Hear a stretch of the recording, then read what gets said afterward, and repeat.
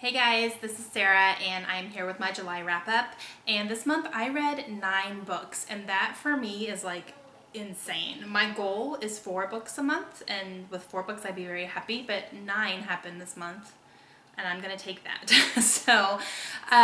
Yeah, and I'm going to go ahead and tell you what I read through the entire month, including the TBR Takedown Readathon, which ends today. Today's the 31st, it ends today. I cheated and started a day early because I thought it started on the 24th. So I started on Friday and read until last night. Last night I finished a book, so I think I'm good to stop. Since I started a day early, I'm going to stop a day early as well. So I'll tell you what I read for that.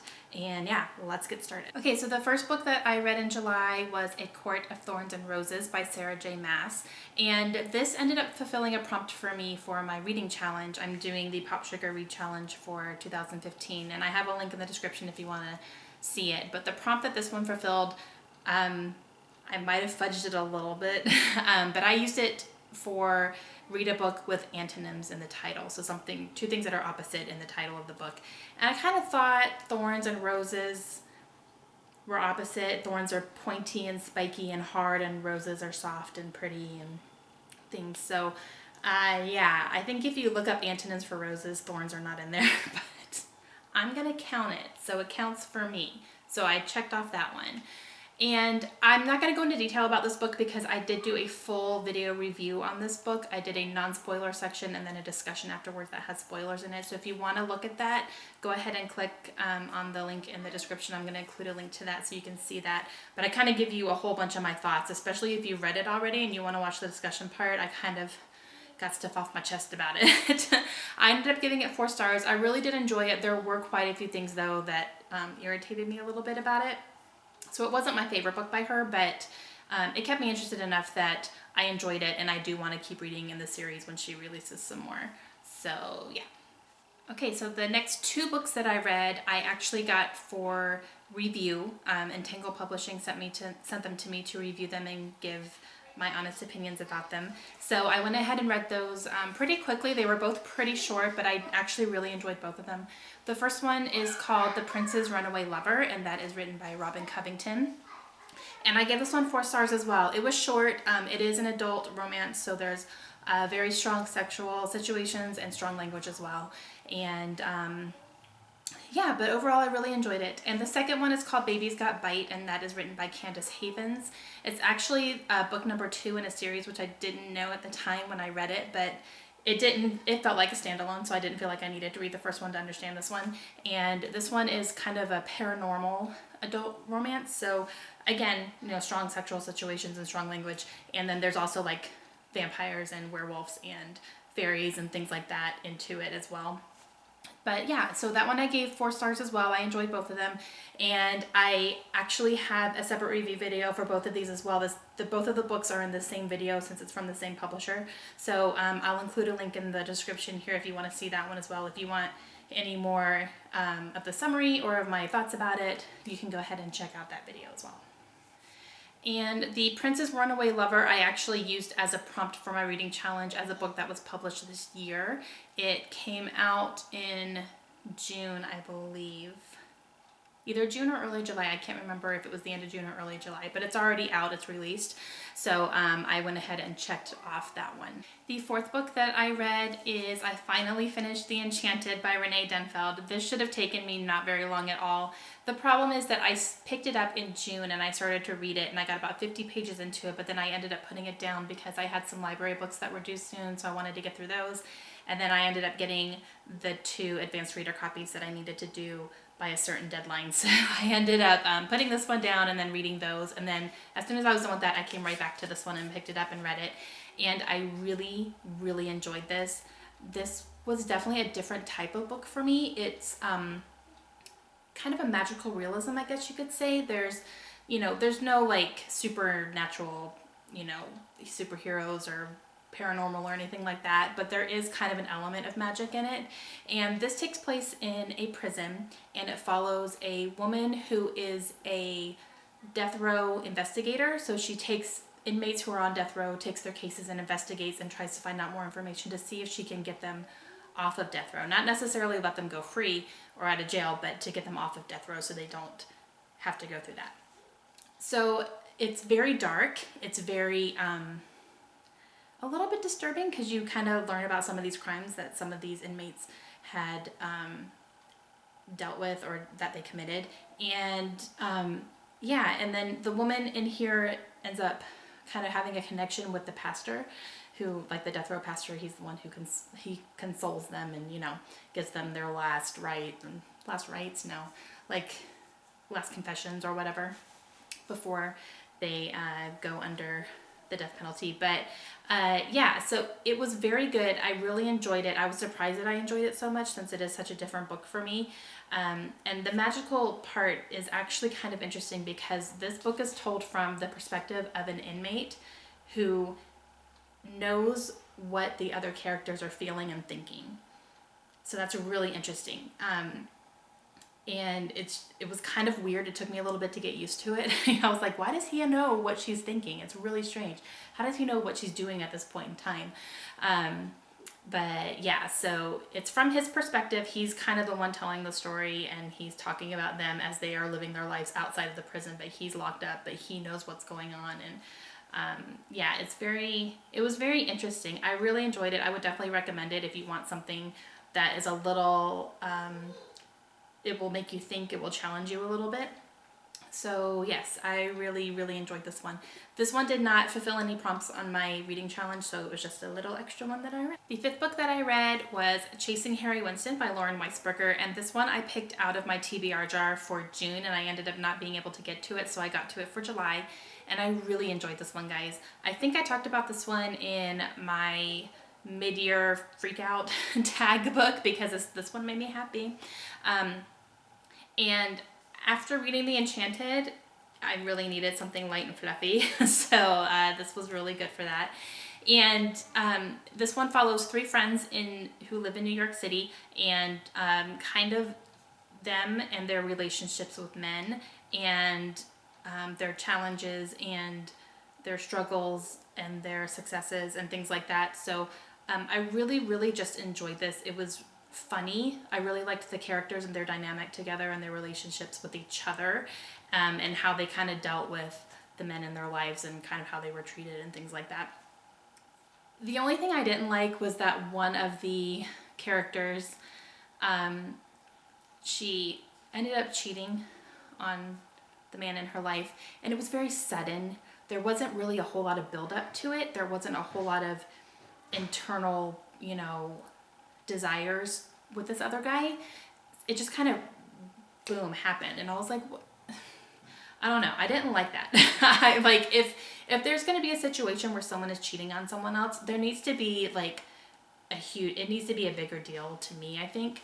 And I don't mind subjects where cheating is involved. I know some people do not like that. To me, it doesn't bother me. This is fiction. I don't think it really glorifies, it doesn't necessarily glorify anything. It's not glorified for her because she goes through hell after it happened, but I feel like if there's going to be a situation like that where you're cheating on someone who's serious in your life, there needs to be like this huge, it needs to be a really big deal. It needs to be an internal struggle. And it wasn't for her. So I just I guess that bothered me a little bit. Not enough to where I didn't like the book. I really did still like this book, and I would definitely recommend it for a nice summer read, or like if you need something light and not super deep. I would recommend this one. I just wish there was more internal stuff with that character, but that's just me. But overall, I gave this 4 stars. I really did like it. I really like Lauren Weisberger, so yes. Okay, so the last 4 books that I read in the month of July are the ones that I read for the TBR Takedown Readathon. So I read 4 books total, like cover to cover, 4 books 100% within a week, and yeah. Okay, so the next 2 books I read were books 2 and 3 of a series, and I read Wayward and The Last Town by Blake Crouch. And I read Pines in June, and then so for this one I finished up the trilogy and completely flew through these books. Like, I think I read both of them in 4 days. They are very intense. These 2 are very intense. The first one is kind of a guessing game the whole time. You're trying to figure out what's going on. So these 2 are, you know what's going on, and there's consequences, and things happen, and there's fallout, and there's conflict, and there's running for your lives, and there's like crazy stuff. I really enjoyed this. These books took me by surprise. They really did. They came out of nowhere. I didn't know they existed till my mom told me. And so when I started them, I was just like, ah. So, yeah, I can't go too much into them. I can't tell you much because if you haven't read them, I'm not giving anything away because if you know what happens in these books, there's no point in reading them. You're not going to stay interested. But I really did enjoy both of them. I gave them both 5 stars. For The Last Town, which was the third one, I marked that under the prompt for a book that scares me in my reading challenge because it kind of did scare me a little bit. There's some stuff that happens and it's a little horror-esque as far as genres go. There's some gross stuff in it. But yeah, so I checked that box off really quick. Okay, so the third book that I read for the readathon is a book that I had never heard of before. My mom sent it to me and said, you should read this book. My mother asked me to read it when I was younger, so I read it. And it's called 84 Charing Cross Road. It's either Charing or Charing, I'm not 100% sure. This is written by Helene Hanff. Yes, that's a very hard name to say. Helene Hanff. I hope I did not butcher that too much. So this is a book full of letters, and this is a book that I read for something out of my comfort zone. I've read books that had letters like kind of tucked inside, or randomly a letter will show up in the book, but it's still a novel. This one is complete letters, and they are all real letters. So these were really written back and forth correspondence, and it is letters that were written from Helene herself to a man named Frank in the UK. She was in New York, he was in London. She's a big literary fan, likes to collect books and rare books and things like that. And she ends up writing to this little tiny bookstore in London asking about a certain book that she was looking for.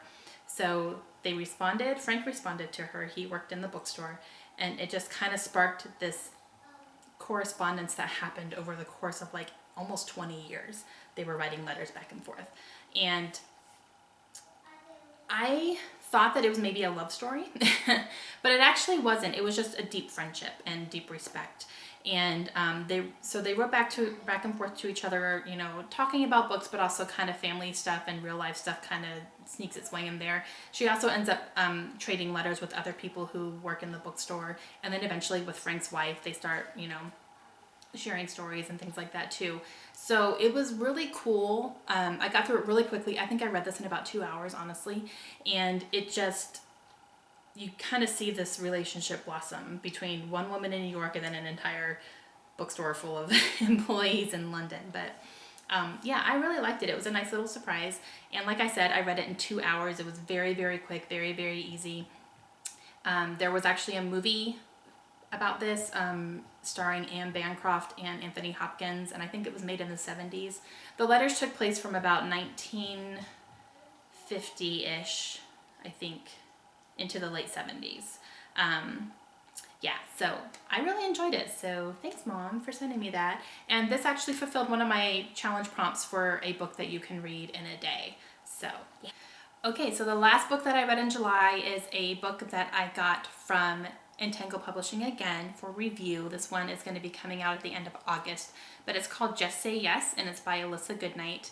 So this is an adult romance as well. It's not super heavy on the sexual stuff, and there's a tiny bit of language, like just one word random here and there. But I really, really enjoyed this book. It took me by surprise. I wasn't honestly expecting a ton from it. I was just kind of like, this will probably just be a short little thing I enjoy. But it was longer than I expected, and I could not put it down. So I think I read the first, it's on my Kindle, but I think I read the first like 45% of it in one day. I was just flying through it. And it follows a divorced single mother. She has a 13-year-old daughter, and she has not dated since her daughter was born, and her husband ended up leaving her. And so it kind of follows her and meeting a very good-looking contractor who was described as Neil Caffrey from White Collar. So thanks for that image. And she ends up hiring him to redo her kitchen and a relationship forms. It was kind of immediate, like attraction for sure. And it took a few weeks for them to actually act on anything, but the first half of the book is complete like sexual tension. Just, they are definitely attracted to each other, but neither one of them are doing anything because they're both scared of, they both don't have great track records. Neither one of them trusts themselves. And it's just kind of, you're sitting here the whole time rooting for something to happen. I'm glad it wasn't insta-lovey. Insta-love kind of drives me a little bit crazy sometimes. So this one was definitely, it was the course of like 2 or 3 weeks before they actually even acted on anything. So I think that was kind of good. And they spent a lot of time together. I mean, he's working on her kitchen in her house 6 days a week. So they spent a lot of time together for sure. But I really, really, really did enjoy this book. I am going to do a full review video on it probably sometime next week, so be on the lookout for that if you're interested.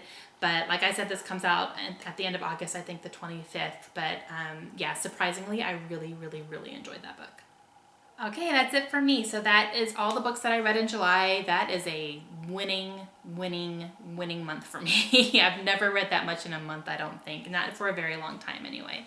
So awesome. All right, so I'm going to be back on Sunday with my August TBR along with the Booktubeathon TBR. I have it all in one video. But I will be doing Booktubeathon, which starts Monday, August 9th and goes through Monday, August 3rd, Sunday, August 9th. Yes, 3rd through the 9th. So I'm going to be participating in that, and I've already chosen my books for it. So I will be back on Sunday with that video, and I hope you guys have a great weekend, and I'll see you again soon. Bye.